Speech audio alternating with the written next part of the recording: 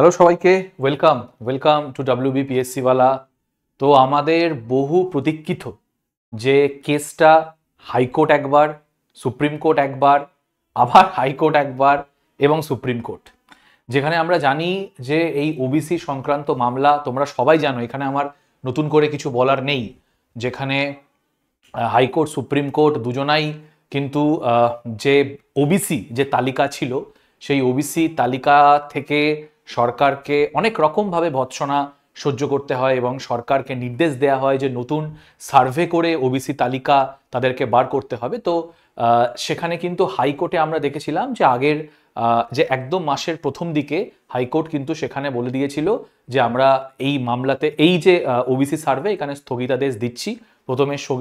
প্রথমে স্থগিতাদেশটা মনে হয় 29শে জুলাই অবধি ছিল, তারপরে সেটাকে এক্সটেন্ড করে 31শে আগস্ট অবধি করা হয়েছিল। এবং আমরা জানি যে 15ই জুলাই এই ওবিসি মামলাটা ওঠার কথা ছিল, কিন্তু প্রধান বিচারপতি যেহেতু তার শারীরিক অবস্থা ঠিক ছিল না, তো এই মামলাটা 28শে জুলাই আজকে কিন্তু এই মামলাটা হয়।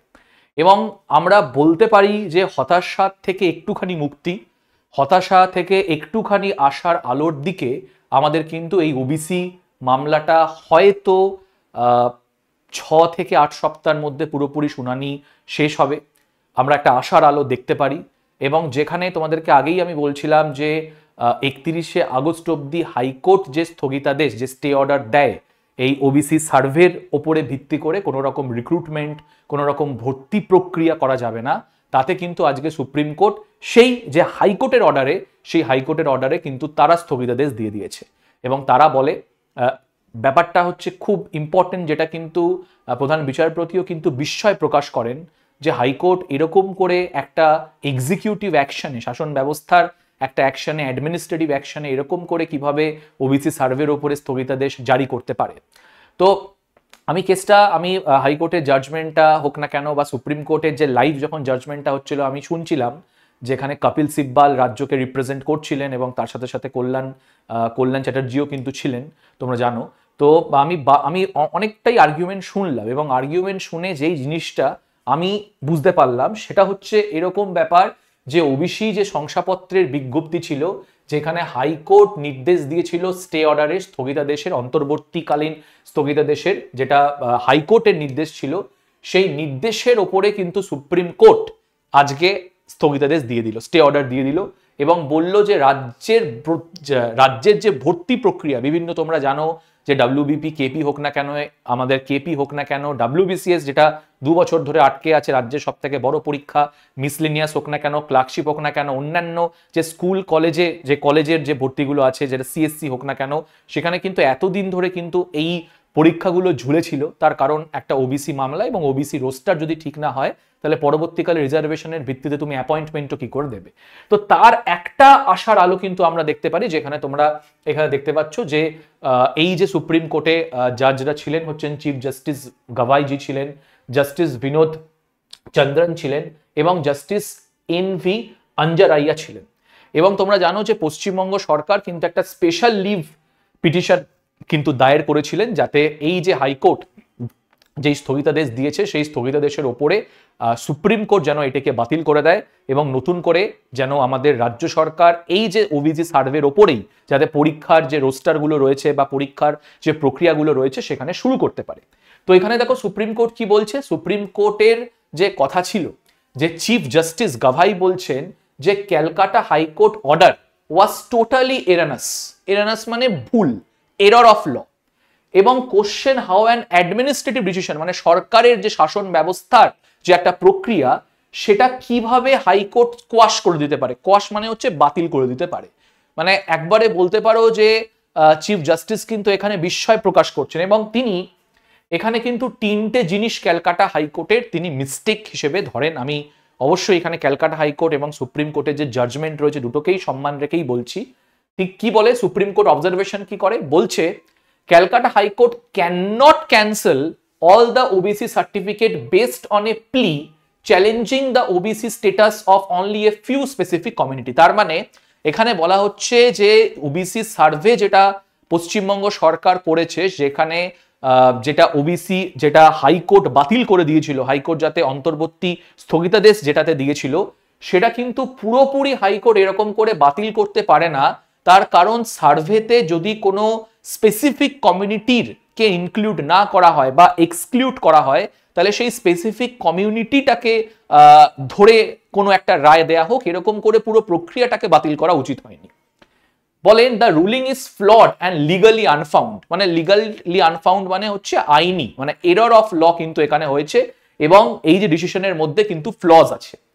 Until a specific bench of the Calcutta High Court reaches a final decision on the matter, the state OBC list and reservation system will remain in force. এই যে আজকের মেন তোমরা বলতে পারো যে বটম লাইন বা হাইলাইটিং ফ্যাক্টরই হচ্ছে এটা। দ্য স্টেটস ওবিসি লিস্ট যেটা সার্ভে করা হয়েছিল, নতুন যে সার্ভেটা করা হয়েছিল, যেখানে তোমরা জানো যে অনেক শ্রেণীকে সেখানে অ্যাড করা হয়, তো এই যে সার্ভেটা যেটা আমাদের পশ্চিমবঙ্গ সরকার করে, সেই যে রিজার্ভেশন সিস্টেম তারা সার্ভের মধ্যে দিয়ে করেছে, সেটাই কিন্তু ফোর্সে থাকবে, সেটাই কিন্তু ফোর্সে থাকবে। ভেরি ভেরি ইম্পর্টেন্ট হচ্ছে এই ডিসিশনটা মানা।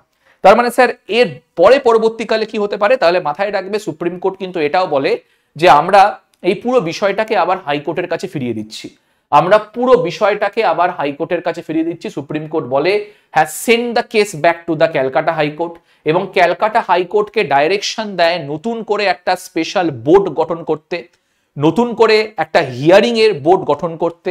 সেখানে কিন্তু সুপ্রিম কোর্ট বাধা ধরার টাইম বলে দিচ্ছে যে 6 থেকে 8 সপ্তাহের মধ্যে একটা স্পেশাল বেঞ্চ গঠন করে যাতে কেসটাকে কনক্লুড করা হয়, কেসটার মানে একদম রফা দফা করা হয়।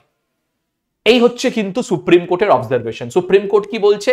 সুপ্রিম কোর্ট বলছে যারা প্রিভিয়াস জাজ ছিলেন, প্রিভিয়াস ওবিসিতে জাজ কারা কারা ছিলেন জাস্টিস রাজশেখর মান্থা, তপব্রত চক্রবর্তী, তারা কিন্তু এই নতুন বেঞ্চের পার্ট হতে পারবে না, নতুন বেঞ্চের পার্ট হতে পারবে না। তার মানে যদি আমি পুরো জিনিসটাকে একসাথে কনক্লুড করি, তাহলে আমরা এটা কনক্লুড করতে পারি যে এই জাজমেন্টের পরে বিভিন্ন রিক্রুটমেন্ট যেগুলো আটকে ছিল, যেটা এসএসসি হোক না কেন, আমাদের WBPSC হোক না কেন, কলেজের পরীক্ষা হোক না কেন, West Bengal college service commission হোক না কেন, বিভিন্ন পরীক্ষার যে প্রসেস সেটা কিন্তু শুরু হওয়ার একটা সূত্রপাত আমরা দেখতে পারি, যেখানে the verdict is likely to clear the path of various recruitment process in the state. যে বিভিন্ন যে চাকরির পরীক্ষাগুলো ছিল, যেগুলো অলরেডি কিন্তু একটা কবে পরীক্ষা হওয়ার একটা নোটিফিকেশন কিন্তু WBPSC চালু করেছিল, সেখানে হয়তো নতুন করে আবার প্রসেস শুরু হতে পারে। তো জানি না, এটা তো হলে মানে আমাদের থেকে হয়তো খুশি কেউ হবে না, মানে স্টুডেন্টের থেকেও খুশি তো টিচার হয়, কারণ এত বছর ধরে পড়াচ্ছি, কতদিন আর মোটিভেশন এরকম করে ধরে রাখবো? একটা যদি নোটিফিকেশন না আসে, কতদিন তোমরাও সেই জ্বালাটা, সেই পড়েই যাচ্ছ, কোনো ফল নেই, ধরে রাখবে। তো আজকে এই যে জাজমেন্ট, এই জাজমেন্টে আমরা মনে করতে পারি যে ওবিসির যেটা স্থগিতাদেশ ছিল সেটাকে সুপ্রিম কোর্ট কিন্তু ক্যান্সেল করলো। তার মানে এখন যদি সরকার চায় তাহলে অবশ্যই চাকরির পরীক্ষাগুলোকে আনতে পারে, যার অলরেডি কিন্তু সময়, যে সরকার যে সময়ের মধ্যে করবে বলেছিল তার কিন্তু অলরেডি সময় পেরিয়ে গেছে। তো এখন যদি খুব তাড়াতাড়ি সরকার যদি নোটিফিকেশনও আনে, তাহলে আমাদের পক্ষে খুব ভালো হয়, তোমাদের পক্ষে খুব ভালো হয়। এবং তার পাশাপাশি এই যে নতুন বেঞ্চ গঠন করতে সুপ্রিম কোর্ট নির্দেশ দিল, যেখানে নতুন বেঞ্চের ওই 6 সপ্তাহ মানে 1 মাসের মধ্যে, 1 মাস থেকে 1.5 মাসের মধ্যে যেন পুরো প্রক্রিয়াটা ঠিকঠাক করে হয়ে যায়, যেন এর সমাপ্তি হয়, সেটাই কিন্তু সুপ্রিম কোর্টও বলেছে। এটাই আমরা চাইবো যে আর যেন এটাকে লিঙ্গার না হয় এবং চাকরির পরীক্ষা যেন তাড়াতাড়ি হয়। তো এইটুকুই তোমাদের বলার ছিল, আমি স্পেসিফিক ডিটেলসে আর গেলাম না, পরবর্তীকালে কোনো একটা ভিডিওতে পুরো জিনিসটার মাধ্যমে করব। কারণটা কি, যে এত কিছু হয়েছে বা এত কিছু ঘটেছে, এই যে মাঝখানে যে মানে কেস যে তারিখ পে তারিখ, যেটা সানি দেওলের ডায়লগ ছিল, সেটা কি আমরা ভালোভাবে বুঝতে পারছি। তো যাই হোক, একটা আশার আলো আমরা দেখতে পারলাম। আশা করি এবারে সবকিছু ঠিক হবে। আশা করি পরীক্ষার ইন্ডিকেটিভ নোটিফিকেশনগুলো অলরেডি যেটা সরকার দিয়েছিল তার নোটিফিকেশনগুলো আসবে এবং 1 থেকে 1.5 মাসের মধ্যে পুরো প্রক্রিয়াটা, পুরো যে ওবিসি জট সেটা কিন্তু কাটবে। সবাইকে থ্যাংক ইউ। তো আশার আলোতে আমরাও বুক বাঁধছি, তোমরাও বুক বাঁধো। তোমরা কমেন্ট সেকশনে জানাও যে সরকারের এই যে বাধা যেটা কেটে গেল, সরকার তো একটা স্বস্তির নিঃশ্বাস এখন একটা পেল। তো তাড়াতাড়ি যেন পরীক্ষাটা হয় সেটাই যেন প্রার্থনা সবার কাছে থাকবে। তো চলো, সবাইকে টাটা জানাচ্ছি। পরবর্তীকালে এরকমই কোনো একটা ভিডিও নিয়ে তোমাদের সামনে দেখা হবে। সবাইকে টাটা।